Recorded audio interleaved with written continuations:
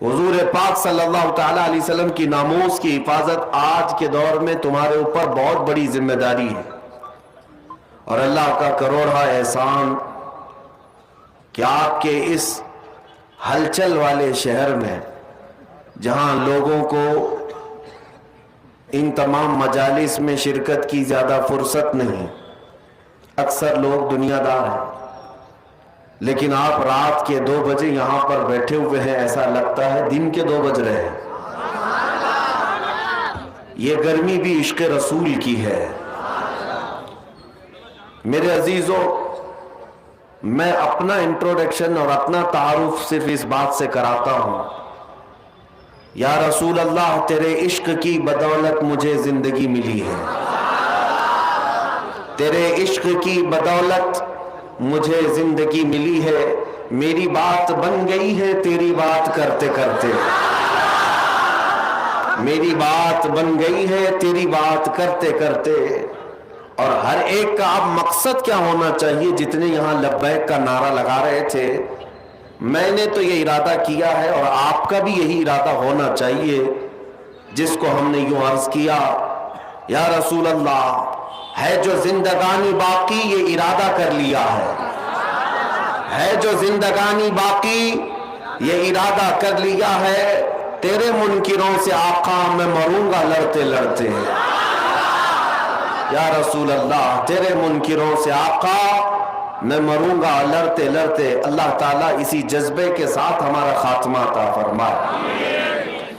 میں آج کی رات میں بہت کچھ عبادات، ریاضات، مجاہدات، وظائف کرنے ہیں، اور میں یہاں پر مختصر کچھ باتیں آپ کے سامنے رکھوں گا، کچھ میسیجز جو ہیں، اس کے بعد پھر ہم جیسے کہ معمول کے مطابق ذکر کی محفل سجائیں گے، اور اس کے بعد انشاءاللہ اللہ کی بارگاہ میں گڑ گڑا کر دعا بھی کریں گے، کیونکہ آج کی رات مغفرت کی رات ہے۔ سب سے پہلے میں شعبان المعظم کے اس نصف کے متعلق عرض کر دوں، بہت لوگ، 2 طرح کے لوگ آج میسیجز میں مصروف تھے، ایک معافی نامہ بھیجنے والے اور دوسرے والے، یہی 2 لوگ آج کنٹینیو بیزی تھے۔ معافی مانگنے والا طبقہ تو اچھا طبقہ تھا کہ کم از کم انہیں احساس تو ہے کہ ہمیں کسی سے معافی طلب کرنی چاہیے، اور دلیل مانگنے والے وہ ایسے کام چور ہیں کہ ان کو عبادت سے کوئی غرض نہیں۔ آج بھی ہم سے آتے ساتھ حیدرآباد میں سب سے پہلا سوال یہی ہوا کہ لوگ یہ پوچھتے ہیں کہ یہ کہاں سے ثابت ہے رات کو آپ جاگتے ہیں، رات کو یہ اس طرح جاگنا کیا ثابت ہے؟ پہلی بات تو یہ ہے کہ ان کی بیٹیوں کی شادی میں، منگنی میں اور مہندی میں جو جاگتے ہیں اس کا ثبوت تو لے آؤ،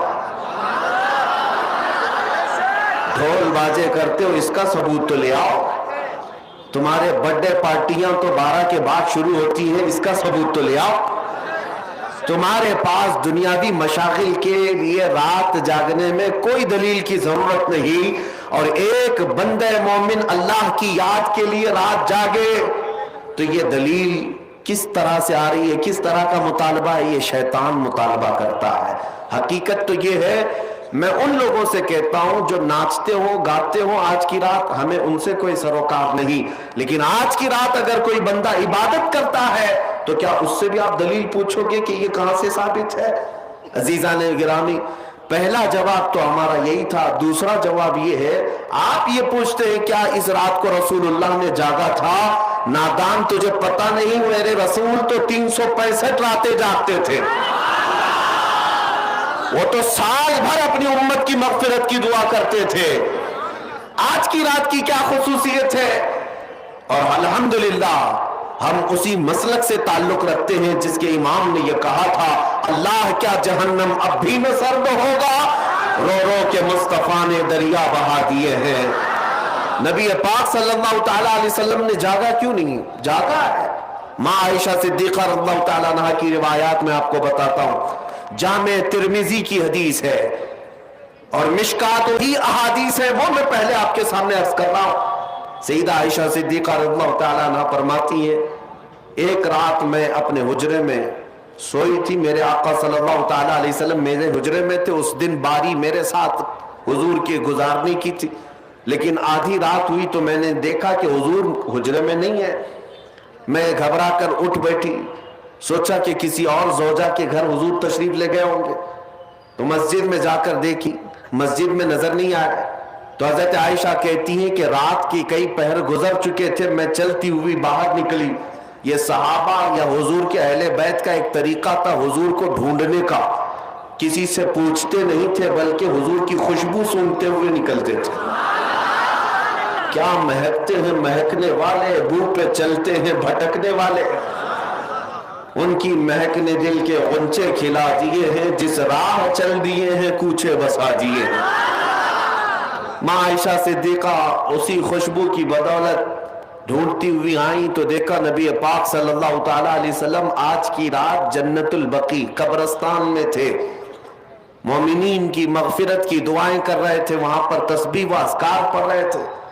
फिर थोड़ी देर के बाद हजरत आयशा अपने घर वापस आई हुजरे में, तो उनके जिस्म के अंदर गर्मी थी, हरकत थी। हुजूर पाक सल्लल्लाहु ताला अलैहि वसल्लम वापस जब तशरीफ लाए, पूछा अय आयशा क्या बात है, तुम घबराई हुई हो, बेचैन हो, क्या तुम्हें ऐसा लगता है कि अल्लाह उसके रसूल तुम्हारे साथ कुछ गलत करेंगे, ज्यादती करेंगे? हजरत आयशा कहती हैं हरगिज नहीं या रसूल अल्लाह, मैंने ये सोचा था कि आप शायद किसी और ज़ौजा के घर गए होंगे। नबी पाक सल्लल्लाहु ताला अलैहि वसल्लम हजरत आयशा से फरमाते हैं अतदरीन हादिही लैला, आयशा आज की रात के बारे में तू जानती है ये कौन सी रात है? माँ आयशा सिद्दीका ने पूछा ये कौन सी रात है?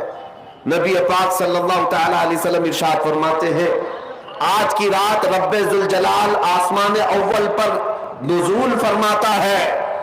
और एक रिवायत में ये कि अल्लाह तबारक व तआला आज लौहे महफूज पर सारे इंसानों के रिस्क लिखने का हुक्म फरमाता है, और जो मुदब्बिरात अम्र फरिश्ते हैं उनको ये तमाम मामलात सुपुर्द कर दिए जाते हैं कि आज की रात से लेकर अगले साल तक किसको कितना रिस्क मिलने वाला है, किसको कितने बच्चे होने वाले हैं, या किसकी शादी होने वाली है, या किसकी मौत होने वाली है।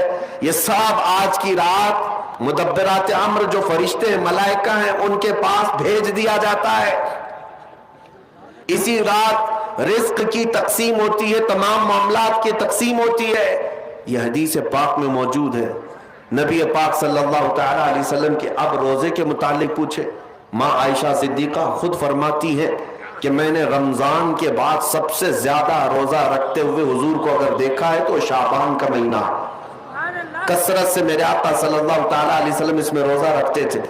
और फिर इरशाद फरमाते इस माह मुबारक में अल्लाह की बारगाह में आमाल पेश किए जाते हैं, और मैं ये चाहता हूं कि मेरे आमाल अल्लाह की बारगाह में इस हालत में पेश हो जब मैं रोजे की हालत में हूं।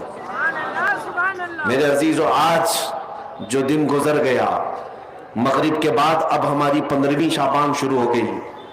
14वीं शाबान तक जितने भी हमारे आमाल थे वो सब अल्लाह की बारगाह में पेश हो चुके। आज जो जो रोजे से थे उनके मुतालिक भी यही है कि हुजूर की सुन्नत कि हुजूर ये चाहते थे कि मेरे आमाल अल्लाह की बारगाह में जब पेश हो मैं इस हालत में हूं कि मैं रोजे से हूं। ये सुन्नत है।